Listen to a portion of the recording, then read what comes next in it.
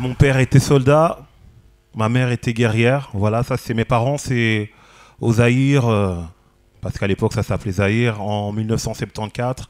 Ils se rencontrent, se marient dans la même année. Et donc voilà, ça c'est le début de mon histoire.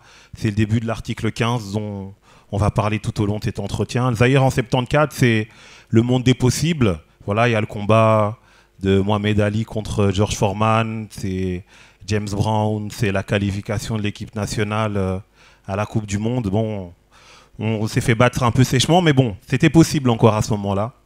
Ça n'a pas duré très très longtemps. Mes parents ont quitté le Zaïre pour venir en Belgique en 1977 pour atterrir à Selembao.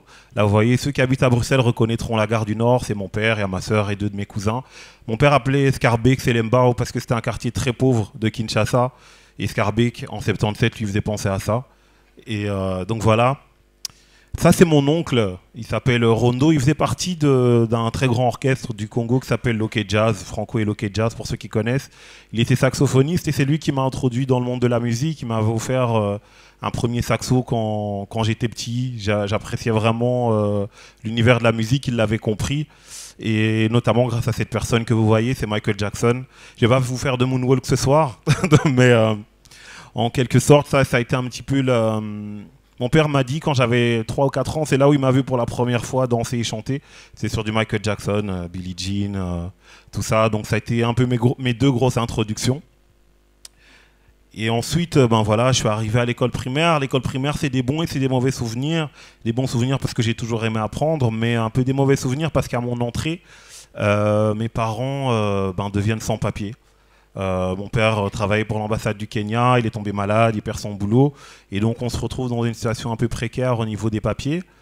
Et là, comme vous le voyez, c'est ma carte d'identité belge. Moi, j'ai eu cette chance, comme j'étais le premier de leur enfant né en Belgique, j'ai pu avoir ma carte d'identité à l'âge de 12 ans. Et donc, j'étais le premier belge de la famille, on va dire.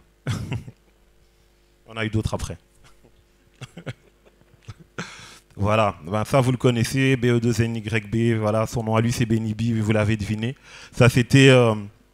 Ben voilà, là j'ai plus ou moins 10-11 ans, c'est le début, l'introduction au rap en fait. Un peu comme tout le monde, je regardais le Club Dorothée et, et j'aimais bien, il y avait le DJ qui dansait, qui tournait sur la tête, tout ça, les textes. Donc l'univers du hip-hop, je l'ai rencontré avec lui. Et ensuite, un peu plus tard, avec Tupac, qui est un rappeur américain aujourd'hui décédé. Mais lui, Tupac, c'était plus pour l'aspect écriture, parce qu'il m'a donné envie d'écrire. Il avait un super morceau qui s'appelait Dear Mama, où il parlait de sa mère. Et donc, petit à petit, ça m'a poussé à écrire des morceaux, à me lancer. Donc là, il y a Où est Charlie, Où est Badi.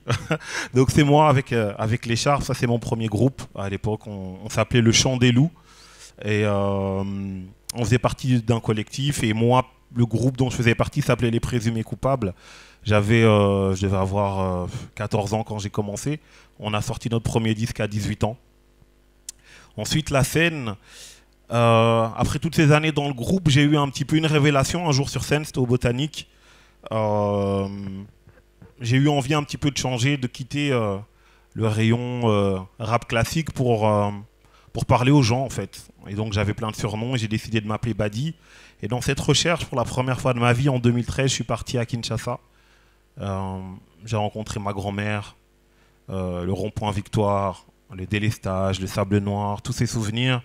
Ça m'a beaucoup inspiré en fait pour repartir sur des nouvelles bases musicales et aussi dans ma vie au quotidien. Et donc j'ai fait un EP qui s'appelle Matongé. Parce que je voulais chercher un point positif entre le Congo et la Belgique. Bon, Léopold II, ça passait pas trop. Donc je me suis dit, Matongé, c'est Matongé, c'est pas mal. Ça résume bien un petit peu la rencontre. En plus, Matongé, voilà, c'est le quartier des artistes au Congo. Donc je suis parti là-dessus. Par rapport au Congo, j'ai été aussi appelé par une association qui s'appelle la FEDE et qui s'occupe des femmes violées, des enfants violés, qui scolarise 50 enfants. Donc j'ai décidé de faire un CD qu'on a revendu. La personne que vous voyez, c'est le docteur Mukwege, c'est l'homme qui répare les femmes. Ça a été un honneur qu'il prenne ce CD parce qu'il nous a vraiment beaucoup inspiré. Et dans cette inspiration, cette année, en bossant avec ma metteur en scène, on a décidé de partir sur un projet à 3 où on parlerait du Congo, mais aussi de la Belgique et de nos expériences. Ça s'appelle Congo ESA, c'est avec Lisette Lombé et Joël. C'est un projet qui est plutôt slam, théâtre, et qu'on a présenté voilà, au Botanique également. Et lors de cette soirée, au Botanique, j'ai gagné le prix Parole urbaine de la communauté française dans la catégorie rap. Ça a été aussi un chouette moment parce que c'était un moment de partage de textes. Et c'est toujours bien de recevoir des prix, je trouve. Voilà. Et le 30 juin 2017, j'ai sorti mon premier album sous le nom de Badi. Ça s'appelle Article 15. Article 15, c'est débrouillez-vous, débrouillez-vous. C'est une expression congolaise totalement inventée qui appelle les gens à se débrouiller pour gagner leur vie. Et ça représentait bien un petit peu tout le parcours que j'ai parcouru et celui de mes parents. J'ai voulu l'illustrer avec un court-métrage qui s'appelle La Lettre, où je reviens sur cet épisode où justement on a reçu cet ordre de quitter. Je devais avoir plus ou moins 6 ans et les policiers sont venus. Ils nous ont remis cet ordre de quitter. Mes parents n'étaient pas là, donc c'est ma grande sœur qui avait 9 ans à l'époque qui l'a reçu. On s'est un petit peu retrouvés, j'ai mis ça en image. Et voilà, le plus important pour moi, c'est ma famille. Bon, tous les enfants ne sont pas de moi génétiquement, mais... mais c'est la famille, parce qu'on me pose souvent la question, c'est ma famille. Et je terminerai un petit peu avec un terme que j'aime bien. Ça s'appelle Nalingio, ça veut dire je t'aime en lingala, et ça représente bien un petit peu toute cette aventure qu'on a vécue. Et puis voilà, je ne savais pas comment terminer, donc je me suis dit vers l'infini et au-delà. J'aime bien... Vous avez vu tous les enfants.